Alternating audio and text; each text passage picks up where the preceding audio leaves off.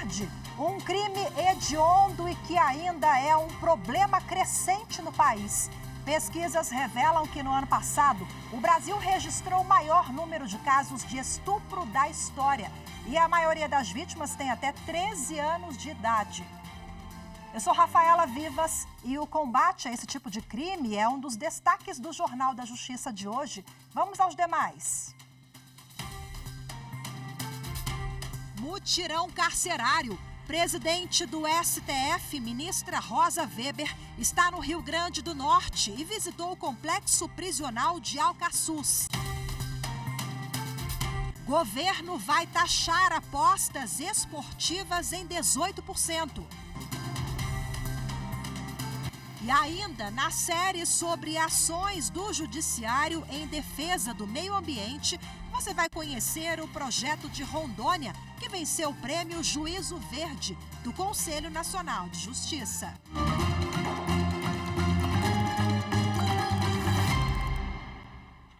Hoje, a presidente do Supremo Tribunal Federal e do Conselho Nacional de Justiça, ministra Rosa Weber, visita o sistema prisional do Rio Grande do Norte. A agenda faz parte do programa Mutirão Carcerário.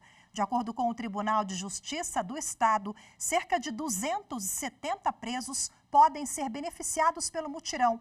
A repórter Carolina Chaves tem as informações. Pela manhã, a ministra Rosa Weber lançou o novo modelo do mutirão carcerário durante a visita à penitenciária de Alcaçuz, no Rio Grande do Norte. Depois da visita a 2 unidades prisionais do estado, a ministra encontrou com a governadora do Rio Grande do Norte, Fátima Bezerra. Agora à tarde, na programação, estão previstos o lançamento da plataforma socioeducativa e a assinatura de um acordo de cooperação técnica para a instalação de uma central integrada de alternativas penais.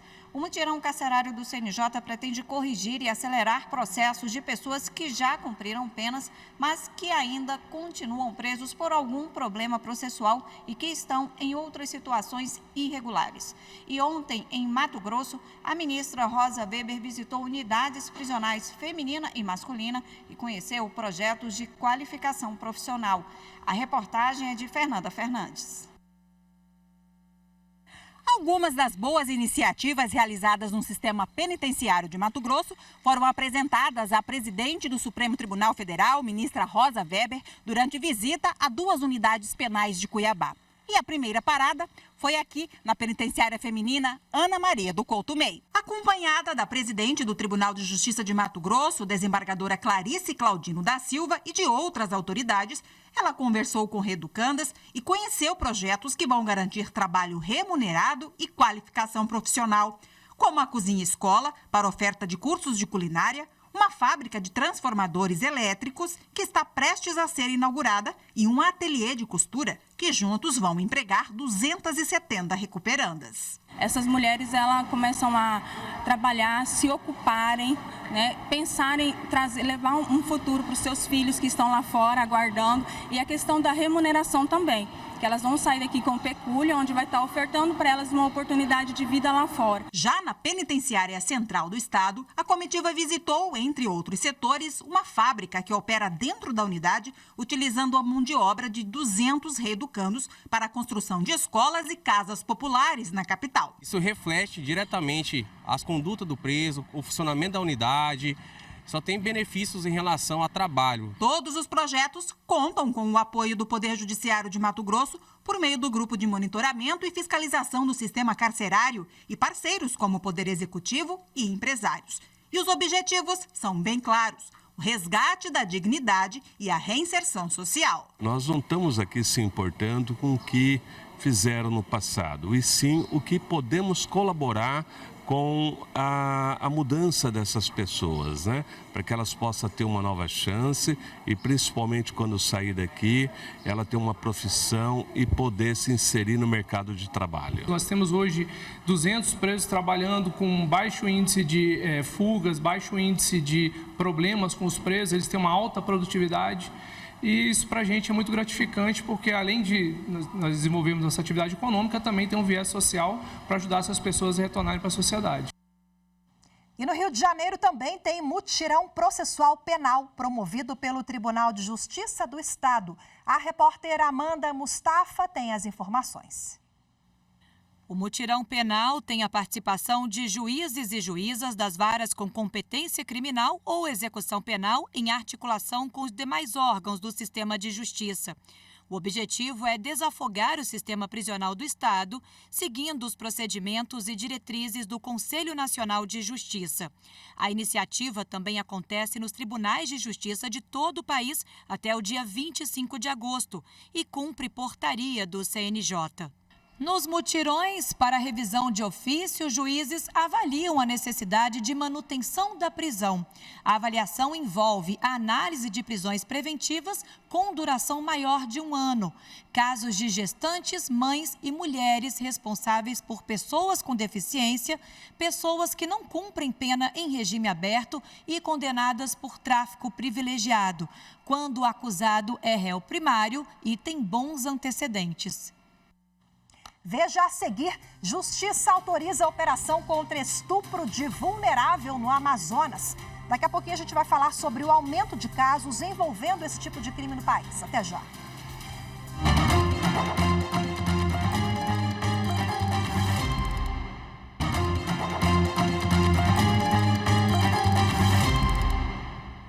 A Justiça Federal autorizou uma operação no Amazonas contra estupro de vulnerável e produção de conteúdo de pornografia infanto-juvenil. Em Manaus, um homem foi preso. A repórter Amanda Mustafa traz para a gente agora os detalhes. A polícia não revelou a identidade do homem suspeito de estupro de vulnerável e de produzir e armazenar pornografia infanto-juvenil. A investigação começou após os policiais descobrirem vídeos entre o suspeito e as vítimas, todas com relação de parentesco com ele. Os policiais realizaram busca em um bairro da periferia de Manaus. Durante as buscas na casa do homem, os policiais encontraram materiais eletrônicos e documentos. O suspeito foi preso e encaminhado à Superintendência Regional da Polícia Federal no Amazonas. A corporação destaca a importância do Disque 100, o canal de denúncias para enfrentamento da violência sexual contra crianças e adolescentes, para coibir crimes como esse. E o número de casos de estupro de vulnerável aumentou no ano passado. A 17ª edição do Anuário Brasileiro de Segurança Pública, divulgada recentemente, apontou que em 2022 foi registrado o maior número de estupros da história do país. 6 em cada 10 vítimas têm até 13 anos de idade. De acordo com especialistas, um dos fatores que contribuiu para o aumento do número de casos de estupro foi o fechamento das escolas durante a pandemia, o que fortalece a tese de que a maioria dos casos de abusos contra crianças de até 13 anos é praticado por familiares ou conhecidos. 6 em cada 10 estupros de vulneráveis ocorrem dentro de casa. Em 2022, foram registrados 74.930 casos de estupros no Brasil, inclusive contra vulneráveis. São 205 registros por dia. O número desse tipo de crime no Brasil teve um aumento de 8,2% comparado ao ano de 2021, 6.045 a mais nas ocorrências. A maioria foi contra crianças de até 13 anos e, em mais da metade dos casos, negras.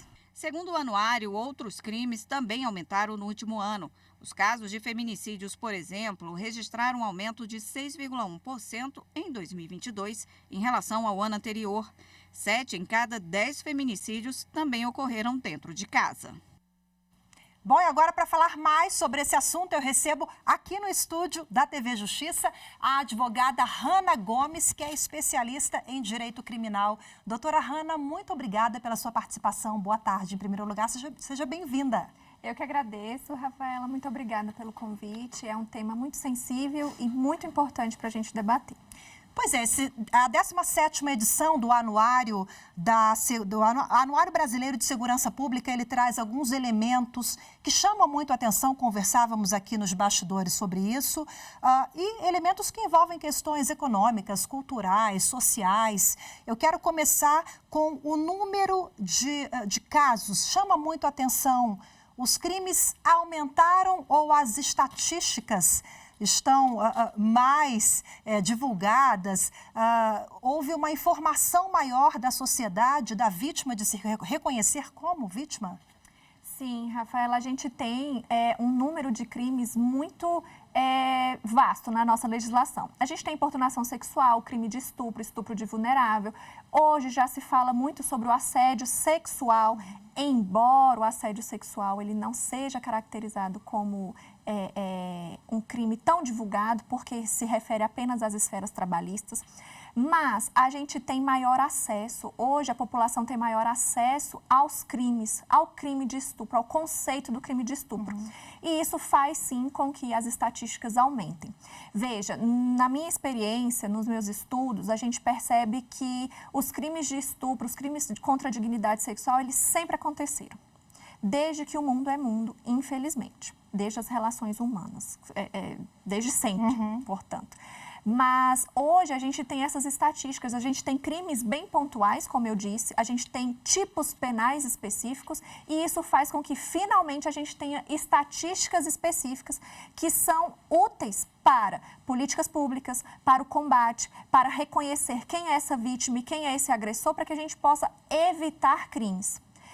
É um crime complexo, né? Os crimes contra a dignidade sexual são crimes complexos que não apresentam apenas um fator, um vetor de gatilho para que esse crime aconteça. Então, é um crime de alta complexidade para o combate, mas é um crime de fácil percepção.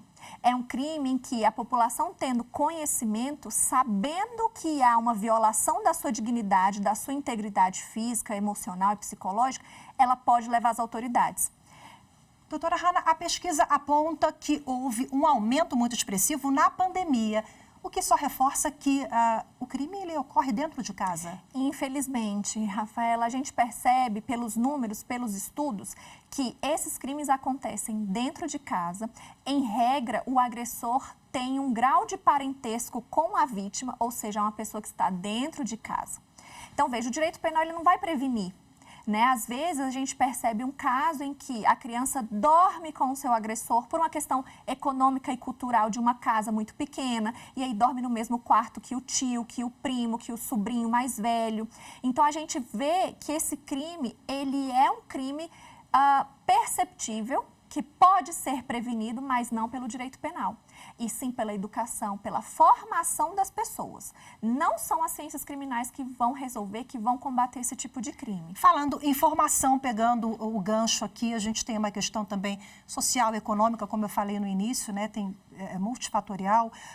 E tem um dado também que chama muita atenção, que a maioria das vítimas tem até 13 anos de idade. O que diz o direito sobre isso? É crime, é estupro, de qualquer forma, mesmo se for virtual? Porque a gente também tem esse fenômeno hoje, né? Isso. Um dos fatores que aumentou as estatísticas foi a percepção dos crimes virtuais. Tá. Né? Não é porque é um crime contra a dignidade sexual que exige, é imprescindível, contato físico com a vítima. Então, a gente tem também os estupros virtuais. Numa jurisprudência já pacificada, é crime e vai ser punido.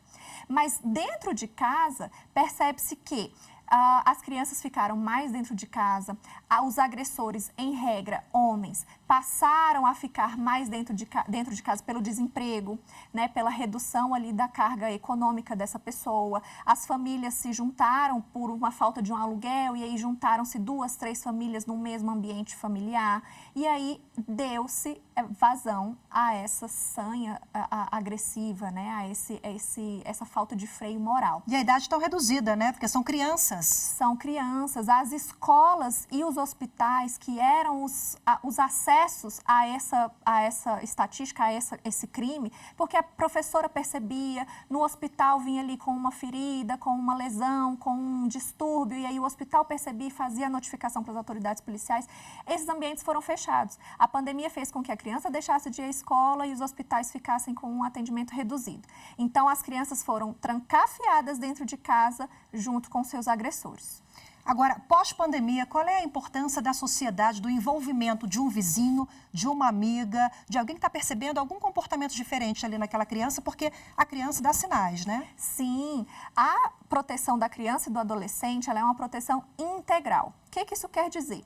A criança e o adolescente são protegidas de forma integral, ou seja, é dever dos pais, mas também de toda a coletividade. Então, todos nós que percebemos, que ouvimos dizer, que temos uma suspeita de que uma criança ou um adolescente está passando por uma situação de vulnerabilidade de violência, devemos notificar as autoridades policiais. Essa é a proteção integral, ou seja, dever dos pais e obrigação de toda a sociedade. Eu estou citando aqui crianças e adolescentes, mas a mulher também precisa de ajuda, muitas vezes, para se identificar como vítima também. A gente está falando sobre essa evolução, muitas já se identificam, porque hoje temos novelas, filmes, né? A dramaturgia também se dedica muito a isso, é uma forma também de campanha, né? Para ajudar na identificação, porque muitas mulheres, por questões sociais, ainda tem aquela coisa de ficar ali à margem do marido, obediência, né? Então, essas cultural, mulheres religiosa. também, exatamente, essas mulheres também precisam. Eu escuto muito, Rafa, de que esse número de casos, essa mídia em cima desses casos faz aumentar o número de crimes. Não, faz aumentar as denúncias, faz aumentar a percepção da vítima enquanto vítima e, às vezes, até mesmo do agressor. Você sabia que é uma informação muito interessante, até polêmico. A pedofilia no Brasil não é crime. Pedofilia não é crime. Pedofilia é uma doença da psique humana. E veja, com essas estatísticas demonstrando que crianças e adolescentes são as maiores vítimas, a gente chama a atenção com essas operações, com a dramaturgia, com os casos que são noticiados, para pais e mães observarem melhor suas crianças e adolescentes, fazendo com que... É muito raro, é muito difícil a gente conseguir conceber a ideia de que uma criança vai à delegacia registrar um crime de estupro que ela tenha sido vítima. Então, quem que tem conhecimento? O pai, a mãe, o gestor, o professor, o coordenador da escola. São essas pessoas periféricas à vida da criança e do adolescente que podem perceber e levar às autoridades. Então, quanto mais conteúdo for consumido, quanto mais conhecimento tiver sobre combate, sobre as práticas, mais números a gente vai ter. Felizmente, eu digo assim, porque a gente pode aplicar mais políticas públicas de combate a esse tipo de crime. Rapidinho, para finalizar, também não tem classe social, né, doutora? Não tem classe social. Os crimes contra a dignidade sexual também estão nas mais altas classes sociais, presentes aí entre pessoas de maior instrução, e isso gera também uma subnotificação. Existe uma vergonha maior de quem está nas altas classes de denunciar esse tipo de crime, uma maior dificuldade e eu diria até uma maior dependência econômica. A mulher ou a criança ou adolescente de baixa renda, da periferia, ela tem mais um ímpeto de brigar, de ir à delegacia. Já as mulheres de alta classe se envergonham. Maravilha, muito obrigada pelas questões todas colocadas, pelas reflexões, pelas informações. Muito obrigada pela participação pessoalmente aqui hoje no estúdio, doutora. Boa tarde. Eu que agradeço. Proteger criança e adolescente é um dever de todos nós. Perfeito. Boa tarde, até a próxima. Obrigada. Obrigada. A seguir, o governo federal vai taxar apostas esportivas em 18%. Os detalhes, a seguir, a gente volta já.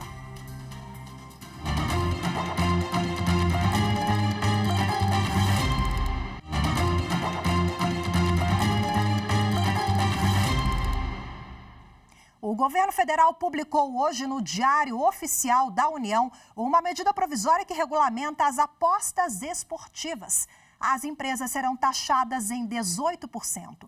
Mais detalhes com Anderson Arcoverde. A cobrança será feita sobre a receita bruta dos jogos. O valor é o que as chamadas bets, agências de apostas, conseguem com todos os jogos após o pagamento dos prêmios aos apostadores e do imposto de renda sobre a premiação. Segundo a medida provisória, as taxas serão distribuídas da seguinte forma: 10% de contribuição para a Seguridade Social, 0,82% para a educação básica, 2,55% para o Fundo Nacional de Segurança Pública, 1,63% para clubes e atletas que tiverem seus nomes e símbolos ligados às apostas e 3% para o Ministério do Esporte. Segundo a medida, os prêmios de apostas que não forem retirados pelos ganhadores em até 90 dias serão revertidos para o FIES, Programa de Financiamento Estudantil, até julho de 2028. A norma ainda proíbe que as bets esportivas tenham participação de algumas pessoas, como menores de 18 anos, quem tem o nome negativado e pessoas que possam ter influência nos resultados dos jogos, como treinadores e atletas. A Justiça apura uma série de denúncias de manipulação de resultados de jogos para beneficiar apostadores. A medida provisória já está em vigor, mas ainda precisa ser aprovada pelo Congresso Nacional. União Brasil exibe nesta semana propaganda partidária em rede nacional de rádio e televisão. Os programas têm duração de 30 segundos e serão veiculados hoje, quinta-feira e sábado, entre 19h30 e 22h30. A propaganda partidária divulga o programa e as atividades do partido, além do posicionamento em relação a temas políticos e ações da sociedade civil. A definição do tempo destinado a cada legenda depende do desempenho do partido nas últimas eleições gerais. Estatísticas do Tribunal Superior Eleitoral apontam que a maioria dos filiados a partidos no Brasil cursou até o ensino médio. Acompanhe os dados com Mariana Fabre. No Brasil, 15.800.000 pessoas são filiadas a algum partido político. Desse total, mais de 10.800.000 cursaram até o ensino médio completo, o que representa 68,8% do total. Isso é o que apontam as estatísticas eleitorais do TSE de junho deste ano sobre o perfil de filiados. Entre as eleitoras e os eleitores filiados, 14,45% possuem ensino superior completo, enquanto 2,4% se declararam analfabetos. Os homens compõem a maior parte das filiações partidárias, com 53,8% do total. E os dados apontam ainda que 7 em cada 10 pessoas com registro partidário mantêm esse vínculo por mais de uma década. As informações detalhadas sobre o perfil de filiados podem ser acessadas na página de estatísticas eleitorais do TSE. A terceira turma do Superior Tribunal de Justiça decidiu que, em regra, honorários sucumbenciais serão processados no juízo que decidiu a causa. Marina Campos tem as informações. No entendimento dos ministros, ainda que se trate de vara especializada, os honorários sucumbenciais devem ser processados, em regra, no juízo que decidiu a causa principal, da qual proveio a verba honorária. O recurso julgado pela turma tratava de um caso em que, no cumprimento de sentença relativa a honorários fixados em ação de guarda, o juízo não conheceu do pedido de execução por entender que a matéria era alheia à competência especializada e deveria ser processada em juízo civil. O Tribunal de Justiça de Mato Grosso do Sul manteve a decisão. No recurso dirigido ao STJ, a recorrente defendeu que a competência para processar o cumprimento de sentença dos honorários de sucumbência é do juízo onde tramitou a ação de guarda. O relator, ministro Marco Aurélio Belize, ressaltou que, segundo o Código de Processo Civil, a regra de competência para o cumprimento de sentença se efetua perante o juízo que decidiu a causa no primeiro grau de jurisdição. No entanto, o CPC também assegura a possibilidade do exequente escolher outro juízo. O Judiciário brasileiro se empenha em ações de preservação do meio ambiente. E para mostrar esse esforço, o Jornal da Justiça, primeira edição, preparou uma série de reportagens. Hoje nós vamos mostrar que, em Rondônia, a iniciativa de um magistrado vem transformando a paisagem em cidades com registros de crimes ambientais. É o projeto Colhendo Sementes, Construindo Viveiros, Plantando Florestas, que venceu o Prêmio Juízo Verde do Conselho Nacional de Justiça. A reportagem é de Gabriela Cabral. Situado na Amazônia, o estado de Rondônia tem como grande desafio o combate ao desmatamento ilegal e outras práticas que degradam o meio ambiente. A grande quantidade de madeiras em situação irregular, apreendidas em operações policiais, evidencia o tamanho desse desafio para o meio ambiente. Atento a esse cenário, o juiz Maximiliano Deitos, titular dos Juizados Especiais da comarca de Ji-Paraná, resolveu fazer mais do que determinar a doação do material apreendido. Aqui estamos destinando aos municípios madeiras apreendidas pela PRF e pela Polícia Ambiental para a construção de 35 viveiros iguais a estes, com capacidade média instalada entre 100 a 150 mil mudas, com objetivos de revitalizar lixões desativados, arborização das cidades e reflorestamento de nascentes e matas ciliares. É o produto do crime sendo revertido para a sociedade e para o meio ambiente. Os viveiros têm um padrão que pressupõe uma estrutura com madeiras doadas, além de sombrite doados por outros parceiros e uma sacolinha para o desenvolvimento das mudas também doadas. Os municípios também preparam o terreno com maquinários próprios.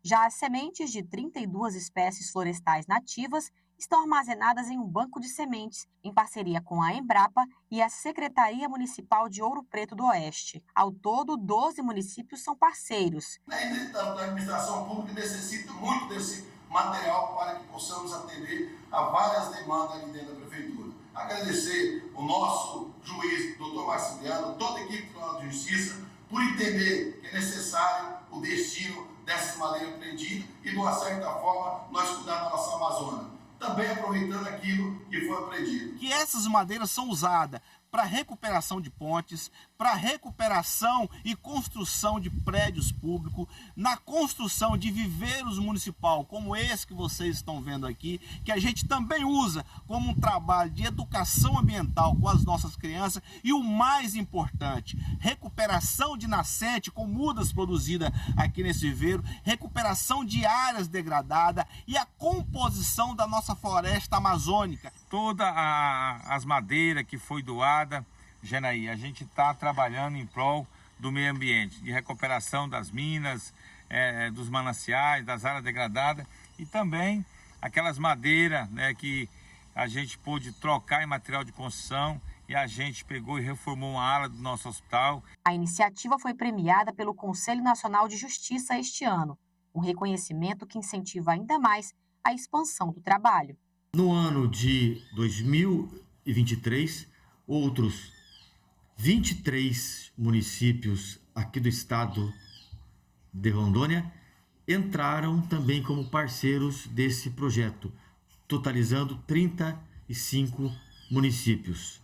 70% dos municípios aqui do estado de Rondônia são parceiros do projeto, colhendo sementes, construindo viveiros, plantando florestas.